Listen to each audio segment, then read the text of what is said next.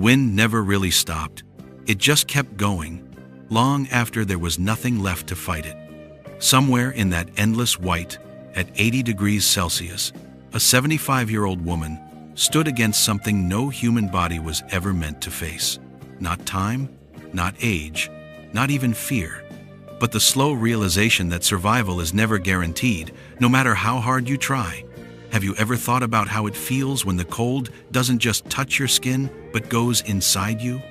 When it gets into your chest, your mind, and your memories, until even hope feels heavy? When every breath feels borrowed, when your legs move only because memory tells them how, not because strength remains? She walked anyway, not because she believed she would survive, but because she wasn't alone, or at least she wasn't supposed to be. That monkey in her arms wasn't just weight, it was purpose. It was warmth. It was proof that something still needed her, that something still trusted her in a world that had turned hostile. Would you have done the same? When the storm roared so loud it erased all thought, when the ground vanished beneath blowing snow, when the ocean waited below like a mouth that never closes, would you still hold on? Or would you let go and tell yourself it was inevitable? And when the wind tore them apart, when the storm decided for her, did something inside her break? Or did it simply go quiet? Because there are moments when loss isn't loud. Sometimes it's just the sudden absence of weight in your arms. She searched the water not because she believed she would find him, but because stopping meant accepting something her heart couldn't survive. What do you do when the one thing keeping you alive is gone? Do you keep fighting for yourself? Or do you finally allow the cold to win? The ocean didn't care. It pulled and dragged and swallowed over and over until strength meant nothing, until direction meant nothing, until even panic ran out of energy. And yet somehow she reached the shore, not saved, not victorious, just still breathing. When she opened her eyes on that frozen coastline, what do you think she felt first? Relief? Fear? Or the unbearable weight of realizing she was alive when she wasn't supposed to be alone? She looked around, hoping the storm had lied, hoping the sea had given something back for once. But the wind answered instead. Silence answered. And silence can be louder than any blizzard. When she dropped to her knees and cried, it wasn't just grief. It was exhaustion. It was confusion. It was the kind of crying that asks questions without expecting answers. Why do some survive? Why do others disappear? And when survival costs everything, is it still a victory? This story might not be about rescue at all. Maybe it's about what we decide to protect when we can't save ourselves anymore. Maybe it's about the moments when love outlasts reason, when holding on matters more than the ending. Because even now, no one knows what happened to the monkey.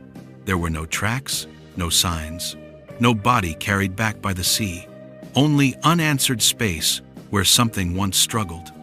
Maybe the storm took him farther than any search could reach. Or maybe somewhere beyond the white curtain, beyond the reach of human eyes, he survived. Maybe he found ice to cling to. Maybe he reached a shore no one will ever walk. Maybe he is still out there, moving through the cold, carrying the same instinct that once pulled him toward her. And if that's true, then this story doesn't end in loss. It ends in uncertainty. And uncertainty is where hope hides when nothing else remains. So ask yourself this: if you were there, in that storm, with the cold breaking your body and the ocean waiting below, would you still hold on? And if the storm took everything anyway, would it change who you are? Or would it prove something about you that the cold could never erase? And maybe that is the hardest part to accept: not knowing, not having an ending you can point to and say, this is where it stopped. Because the cold doesn't give closure. The ocean doesn't explain itself. The storm never turns back to tell you what it took. Somewhere between the waves and the wind, something was lost, but something may have also escaped, and that thought refuses to leave her mind. Every time the wind shifts, every time the ice creaks beneath her feet, there is a part of her that listens, as if the storm itself might carry an answer, as if the silence might break and return what it stole. Have you ever noticed how hope doesn't always feel bright. Sometimes it feels heavy. Sometimes it hurts more than despair, because hope means imagining survival where proof does not exist. It means choosing to believe that somewhere, in the same brutal cold that nearly ended her, something small and determined is still moving, still breathing, still remembering. Maybe the monkey learned something from her, not language, not plans, but persistence. Maybe it learned that even when the world becomes unlivable, you keep moving anyway. And if that's true, then maybe survival isn't about strength at all. Maybe it's about refusing to disappear quietly. So when she looks back at the ocean one last time, she doesn't search with her eyes anymore. She searches with memory, with the weight that is no longer in her arms but still presses against her chest. And she understands something then. Some stories aren't meant to end cleanly. Some stories exist only to ask us who we are, when nothing is fair, when nothing is kind, and when holding on changes nothing except us. So if somewhere out there, beyond the storm, beyond the reach of this story, that monkey is still alive, then this wasn't just survival, it was connection. And even the cold couldn't erase that. Disclaimer: this video is a completely fictional and emotional short film created by me, and it is not intended to harm any animals in any way. All scenes shown are purely artistic storytelling, created with imagination and creative expression only.